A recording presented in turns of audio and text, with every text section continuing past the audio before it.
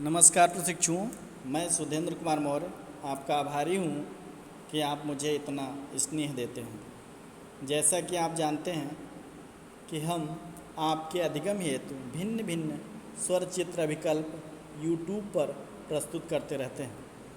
आज हम शिक्षा संबंधित संवैधानिक स्वरूप लेकर उपस्थित हुए हैं। तो आइए देखते हैं। भारतीय संविधान में शैक्षिक अवसरों को सार्वभौमिक व्यापक बनाने के लिए कुछ प्रतिबद्धताएं कमिटमेंट किए गए हैं। इंडियन कॉन्स्टिट्यूशन में अनेक ऐसी महत्वपूर्ण धाराएं उपबंध हैं जिनकी प्रतिबद्धता का शिक्षा से डायरेक्ट या इनडायरेक्ट संबंध है। इनका संक्षिप्त विवरण इस प्रकार है। धारा 21A, इसमें कहा गया है कि राज्य 6 से 14 वर्ष की आयु के सभी बालकों को निःशुल्क एवं अनिवार्य शिक्षा का उस प्रकार की रीति से जैसा राज्य विधि द्वारा अवधारित करे की व्यवस्था करेगा।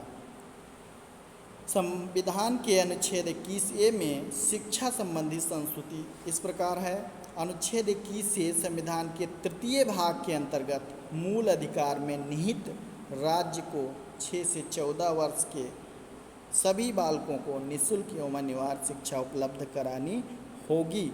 यह राज्य द्वारा निर्धारित कानून के अंतर्गत होगा, ऐसा संविधान में उल्लिखित है। नेक्स्ट आपका है 28A, धारा 28A। इसमें कहा गया है कि राज्य द्वारा पोषित किसी शिक्षा संस्था में धार्मिक शिक्षा नहीं दी जाएगी। यानी भारत का संविधान धर्मनिरपेक्षता को बल देता है, इसलिए किसी भी ऐसे संस्था में जो राज्य द्वारा पोषित हो, यानी जिसका वित्त राज्य दे रहा हो, वहाँ धार्मिक शिक्षा नहीं दी जाएगी। इसका उल्लेख है।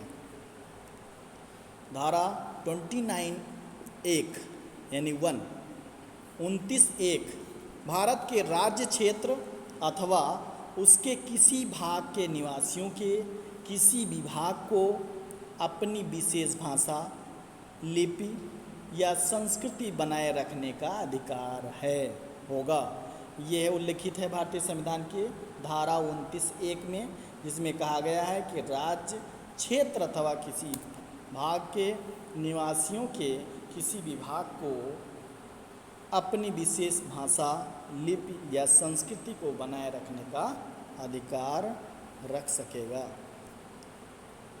धारा 29(2) में ये कहा गया है कि राज्य द्वारा पोषित या राज्य विधि से सहायता प्राप्त करने वाली किसी शिक्षा संस्था में किसी नागरिक को धर्म, प्रजाति, जाति, भाषा या उसमें से किसी एक के आधार पर प्रवेश देने से नहीं रोका जाएगा।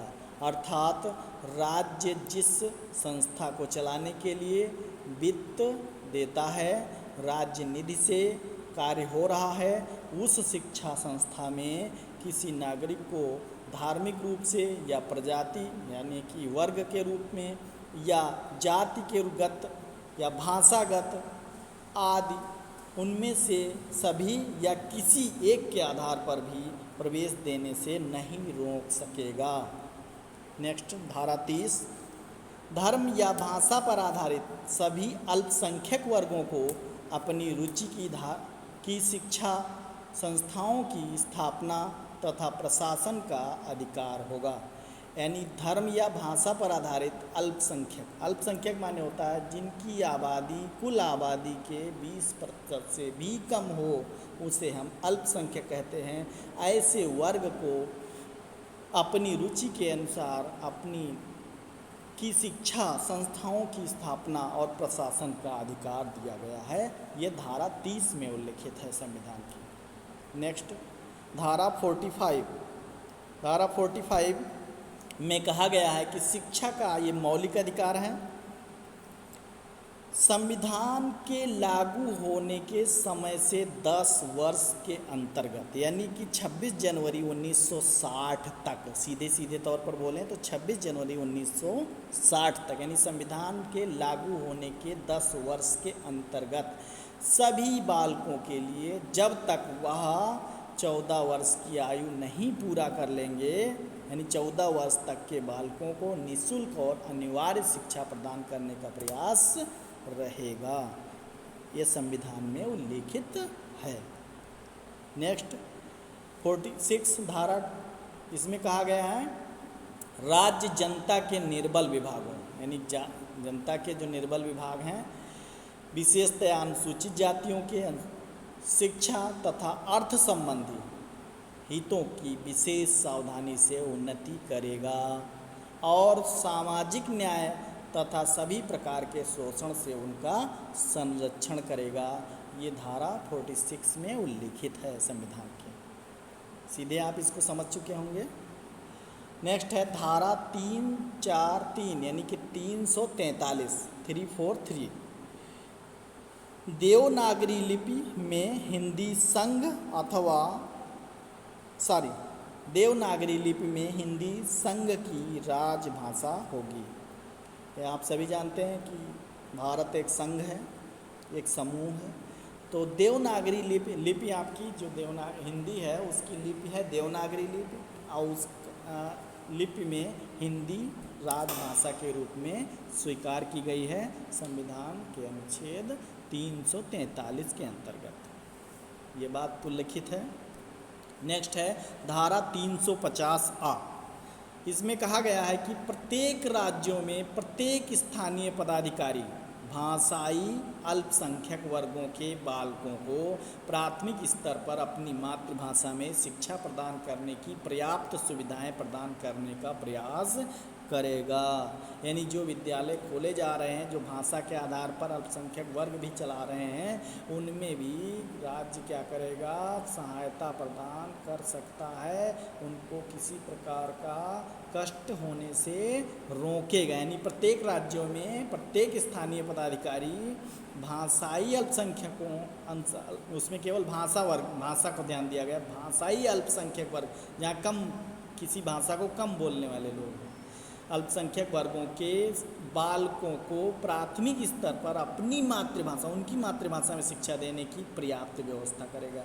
यानी कि ज़्यादा जिस भाषा में बोलने वाले बालक हों, वहाँ पर राज्य के उस स्थानीय पदाधिकारी का कर्तव्य होगा कि वह ऐसे शिक्षक की नियुक्ति करे, ऐसे शिक्षक की व्यवस्था करे, पर्याप्त सुविधा दे, जिससे कि वह बालक अपनी मातृभाषा में शिक्षा ग्रहण कर सकें। नेक्स्ट धारा 341, धारा 351 हिंदी भाषा को वृद्धि करना, हिंदी भाषा का डेवलपमेंट करना, इस प्रकार उसको बढ़ाना, आगे उसका विकास करना, उसकी समृद्धि करना, यानी कि पूरा व्याकरण हर कुछ उसमें समृद्ध होना चाहिए, सुनिश्चित होना चाहिए। भाषा के जो क्षेत्र हैं वो सारे कुछ उसके अंतर्गत एक समृद्ध भाषा के रूप में उसको बढ़ाने का काम संघ का कर्तव्य है, जिससे यह भारत की जो मिश्रित संस्कृति है, जो मिली जुली संस्कृति है, कल्चर है, उसके विभिन्न अंगों की अभिव्यक्ति इसी भाषा के माध्यम से प्रकट की जा सके। हिंदी भाषा पूरे भारतवासी समझ सकते हैं, ठीक है। इसी प्रकार से सभी लिख भी सकें, सभी बोल भी सकें, सभी व्यापक रूप से उसको अपनी अपनी संस्कृतियों को इसी भाषा में व्यक्त कर सकें। तो इसी प्रकार से इसको समृद्ध बनाने का भी कमिटमेंट है, उल्लेख है। धन्यवाद।